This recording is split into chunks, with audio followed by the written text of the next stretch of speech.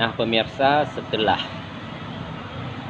Ratu Balkis mengirimkan pengawal untuk membawa hadiah emas dan permata, ternyata Nabi Sulaiman memilih untuk menyuruh bawa pulang kembali hadiah-hadiah tersebut. Dan pada saat ini ternyata para pengawal Ratu Balkis ingin sekali untuk berperang. Tapi sekali lagi Ratu Balkis menegaskan kepada pengawalnya, bukankah saya sudah katakan, seandainya emas permata ini diterima, maka kita akan mempersiapkan untuk berperang.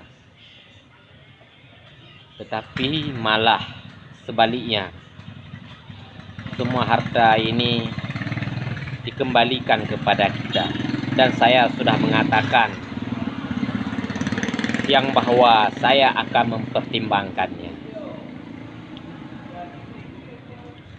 Nah sekarang persiapkan semua pasukan. Kita akan melihat dan bertamu kepada Raja Sulaiman tersebut. Nah, semua pasukan-pasukan Ratu Balkis dipersiapkan untuk bertamu ke istana Nabi Sulaiman. Pada saat itu pula Nabi Sulaiman telah tahu yang bahwa sebentar lagi tamunya Ratu Balkis akan datang.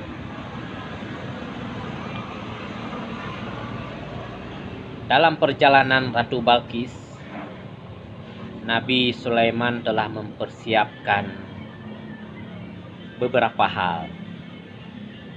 Lalu Nabi Sulaiman memerintahkan dan bertanya kepada makhluk hambanya,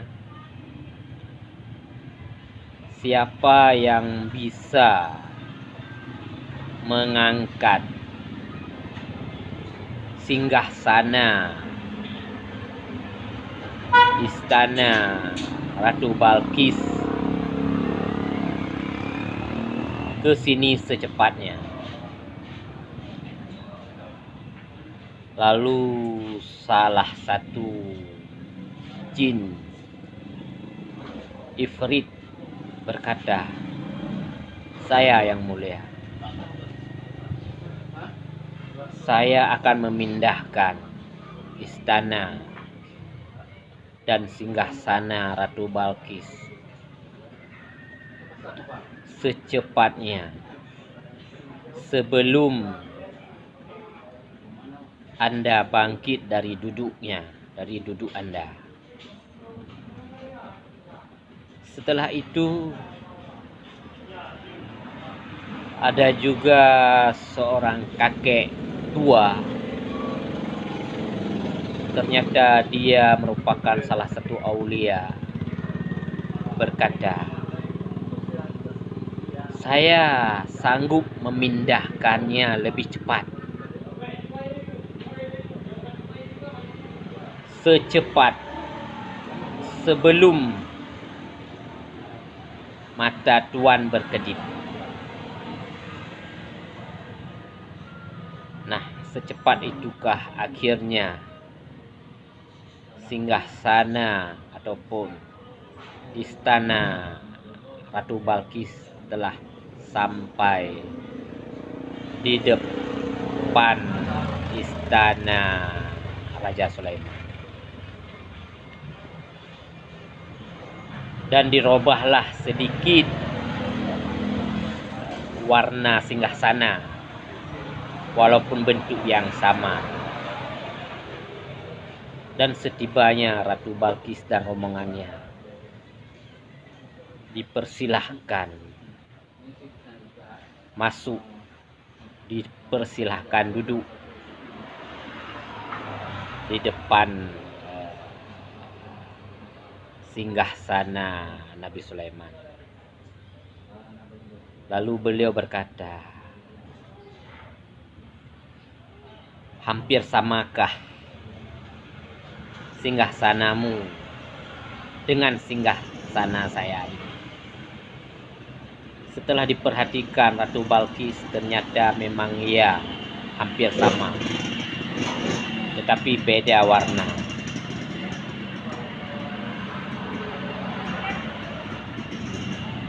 Dan setelah itu Nabi Sulaiman pun berkata, sebenarnya ini adalah singgasanamu yang dibawa ke sini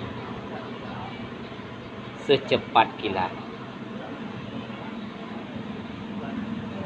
Betapa terkejutnya Ratu Balqis setelah mendengar penjelasan daripada Nabi Sulaiman. Dan dia pun berpikir tidak seberapanya kepunyaan kebesarannya dibandingkan kepunyaan Nabi Sulaiman ini. Dan setelah itu diperintahkan kepada pengikut Nabi Sulaiman untuk memberi satu ruangan yang indah,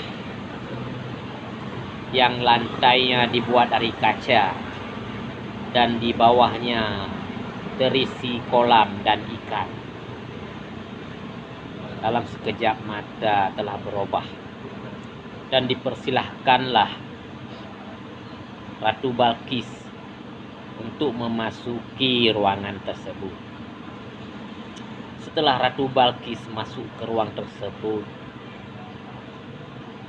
betapa terkejutnya Ratu Balqis, betapa tercengangnya Ratu Balqis melihat betapa indahnya ruangan tersebut yang belum pernah dia lihat sebelumnya.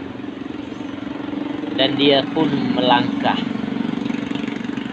dan dia pun menyingkapkan busana roknya karena dia khawatir baju yang akan basah terkena air. Tetapi Nabi Sulaiman mengatakan, tidak usah Anda menyingkap baju Anda, karena lantai yang Anda pijat adalah kaca dan bukan air. Ternyata memang benar. Setelah dia melepaskan bajunya, ternyata tidak basah. Dan di situ terpikirlah Ratu Balqis, ternyata selama ini yang dia sembah ternyata salah, dan betapa bodohnya dia. Dan yang dia lihat ternyata tidak semewah kepunyaan daripada Nabi Sulaiman. Dan disitulah dia teringat yang bahwa persembahan Nabi Sulaiman adalah satu-satunya yang benar. Maka disitulah Ratu Balqis mengucapkan 2 kalimat syahadat dan dia masuk Islam. Dan di saat itulah dia menerima Nabi Sulaiman sebagai suaminya, dan semua rakyatnya saat itu pula masuk Islam.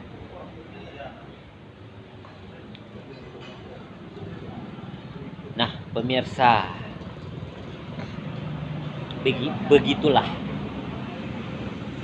cerita kisah Nabi Sulaiman yang dia sanggup menundukkan bermacam-macam makhluk di dunia ini jangankan manusia, binatang, bahkan bangsa jin sekalipun. Dan diriwayatkan pula yang bahwa setelah dia wafat ratusan tahun, dia berdiri dengan memegang satu tongkat. Bangsa jin tidak tahu bahwa dia ratusan tahun telah wafat, pemirsa. Baru bangsa jin tahu setelah tongkatnya busuk dimakan rayap. Dan disitulah penampakan tubuhnya di mata para makhluk hilang seketika.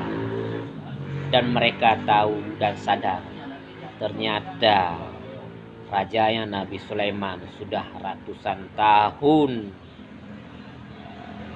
meninggal dunia, pemirsa. Oke pemirsa,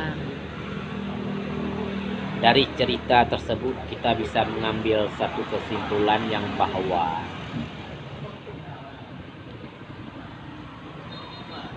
kekayaan,